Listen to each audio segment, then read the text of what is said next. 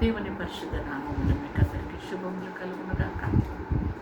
మరి ఈ దినపు వాక్యాన్ని మనం ధ్యానించుకుందాము. నిర్గమకాండం 20వ అధ్యాయము 17వ వచనాన్ని మనము చూసినప్పుడు దేవుడు ఇచ్చినటువంటి 10 ఆజ్ఞలు, అంటే ఇది 2000 సంవత్సరాల ముందు కాదండి, మరి 6000 సంవత్సరాల కంటే ముందుగానే దేవుడు యొక్క ఆజ్ఞలను ఇచ్చాడు.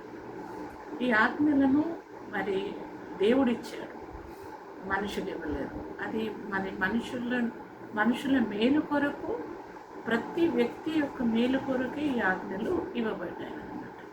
అయితే ఈ ఆజ్ఞలను మీరు తూచా తప్పకుండా ఫాలో చేయాలి అని దేవుడు ఇచ్చిన ఆజ్ఞలను వాళ్ళు బాగా వంట పెట్టుకొని బట్టి కొట్టి వాటిని ఫాలో చేసేవారు. అంటే మనకు గవర్నమెంట్ కొన్ని రూల్స్ ఇచ్చినప్పుడు ఆ రూల్స్ మనము ఫాలో చేయాలి. లేదంటే మళ్ళీ మనము ఇప్పుడు ట్రాఫిక్ రూల్స్ ఫాలో చేయకపోతే అది పెద్దవాళ్ళైనా గొప్ప వాళ్ళైనా మరి ఎవరైనా సరే యాక్సిడెంట్స్కి లోన్ కావడము, లేకపోతే ఫాస్ట్ డ్రైవ్ చేసి ఎలా మరి ఏమైనా బిడ్డలు జైళ్ళలో అలా ఉండిపోవడం ఎలా జరుగుతుందో, అలాగే ఈ ఆజ్ఞలన్నింటివి మనకు ఎంతో ఇంపార్టెంట్గా మనం వీటిని తీసుకోవాలన్నమాట, ఈ కమాండ్మెంట్స్ని. అయితే ఈ యొక్క ఆజ్ఞ ఇది 10వ ఆజ్ఞ అనమాట. It is a command from God, not from any person. So ఈ యొక్క ఆజ్ఞ ఏమంటే, నీ పొరుగు అనేది దేనిని కూడా నువ్వు ఆశించకూడదు అని దేవుని వాక్యం చెప్తుంది. వాని ఇల్లునే కానీ, లేకపోతే వానికి ఉన్నటువంటి ఎత్తునే కానీ, ఆస్తుపాస్తులనే కానీ, వాని పొరుగు వాని భార్యనే కానీ దేనిని కూడా ఆశించదు. ఎందుకు ఆశించద్దు అంటే, మనకి ఏది అక్కరగా ఉన్నదో, మనకి ఏది మేలో, ఏది సమాధానమో, మన టెంపర్మెంట్స్కి ఏది కావాలో అది మనకు దేవుడు మనకిస్తాడు. అందరినీ సాటిస్ఫై చేసేటటువంటి దేవుడు మనకు అనుగ్రహిస్తాడు. కానీ మరి ఎప్పుడైతే మనము మన దానితో మనము తృప్తి చెందకుండా మరి ఇతరులకు ఇచ్చినటువంటి ఆస్తులనే కానీ, ఇంటినే కానీ, స్థలాన్ని కానీ, లేకపోతే వారికి ఉన్నటువంటి ఇతరుల భార్యలనే కానీ, భర్తలనే కానీ, లేదా వారికి ఉన్న ఏదైనా సరే దానిని మనం ఆశించినప్పుడు మన లోపల మరి అది పొందుకోవాలా అనేటటువంటి నేత్రాశ, మరి జీవపు డంబము అది ఉంటేనే నేను సాటిస్ఫై అవుతాను, దాంట్లోనే నాకు లైఫ్ ఉంది అనే ఒక భయంకరమైనటువంటి దుష్టత్వంలోనికి దురాత్మ పట్టినటువంటి వారిగా జెల్లస్ ఫీల్ అవ్వడము, దాన్ని ఎట్లనన్నా పొందుకోవాలా అని, అది పొందుకోకపోతే మనము దాన్ని ఎట్లనన్నా అబద్ధాలాడో, లేకపోతే ఎత్తుకెళ్ళిపోయో, కిడ్నాప్ చేసో, లేకపోతే దొంగతనం చేసో, లేకపోతే ఆ వ్యక్తిని మర్డర్ చేసో, ఇలా చేసి దాన్ని పొందితేనే మనకు ఒక లైఫ్ ఉందనుకుంటాం. కానీ అలా కాదు. అది ఏమంటారు, దూరపు కొండలు నునుపు అన్నట్టు మరి మనం ఏదో వేరేది ఆశించి మన జీవితాలను పాడు చేసుకోవద్దు.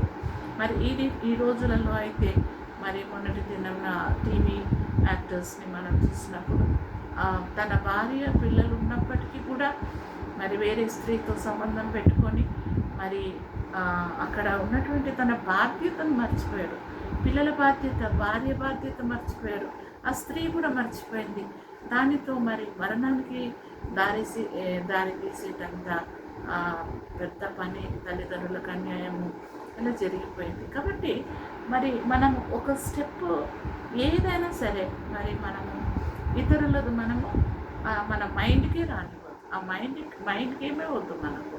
ఆ మైండ్లో వచ్చింది మనం చూసాము అంటే ఇంక దాన్ని పొందుకోవాలని, లేదంటే దాన్ని ఎట్లనన్నా మనము పాడు చేయాలను ఇట్లాంటి ఆలోచన, లేకపోతే దాన్నన్నా పాడు చేసేయాలా, లేకపోతే అది పొందుకోవాలి, లేకపోతే మనమన్నా చనిపోవాలా, లేకపోతే మనం ఇంకా మన లైఫ్ వేస్ట్ అనేటటువంటి వాటితో మరి మన లైఫ్స్ని పాడు చేసుకుంటాము, కుటుంబాలు పాడు చేసుకుంటాము, నశించిపోతాము, కృషించిపోతాము, చెడ్డ అలవాట్లకు లోనవుతాము, సమాధానం లేకుండా ఉంటాము. దేవుని దృష్టిలో కూడా చెడ్డవాళ్ళం అనిపించుకుంటాం, మనుషుల దృష్టిలో కూడా చెడ్డవాళ్ళం అనిపించుకుంటాము. మరి మనకిచ్చినటువంటి జీవితాన్ని పాడు చేసుకోవడానికి ఆస్కారం ఉంది. కాబట్టి మరి ఒకటి మన థాట్లో మనం ఎప్పుడు పెట్టుకోవాలి, we should not expect other things from their things అనమాట. వేరే వాళ్ళ ఉన్నటువంటి వాటి మీద ఒక ఆలోచన పొందాలని ఆ యొక్క దృష్టి వెళ్ళిన, ఆ యొక్క ఆలోచన వచ్చిన మీరు అక్కడే త్రుంచివేయండి. ఎందుకంటే అది కీడుకే కానీ మేలుకు కాదు. అది ఈ వాక్యము మనము మనసులో పెట్టుకొని ఇది ఏదో ఒక మన మంచి కొరకు దీన్ని పాజిటివ్గా తీసుకొని జీవించటకు దేవుడి కృప చూసుకున్నాక ప్రార్థన చేసుకుందాము. పరిశుద్ధుడానికి వందనాలు ప్రభు. చక్కటి మాటలతో మా జీవితాలను, మా యొక్క తలంపులను మీరు కట్టే దేవుడుగా ఉన్నారు.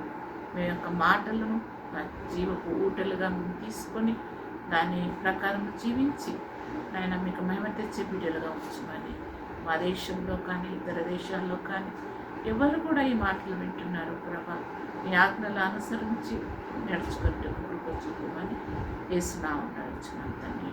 ఆమేన్. God bless you.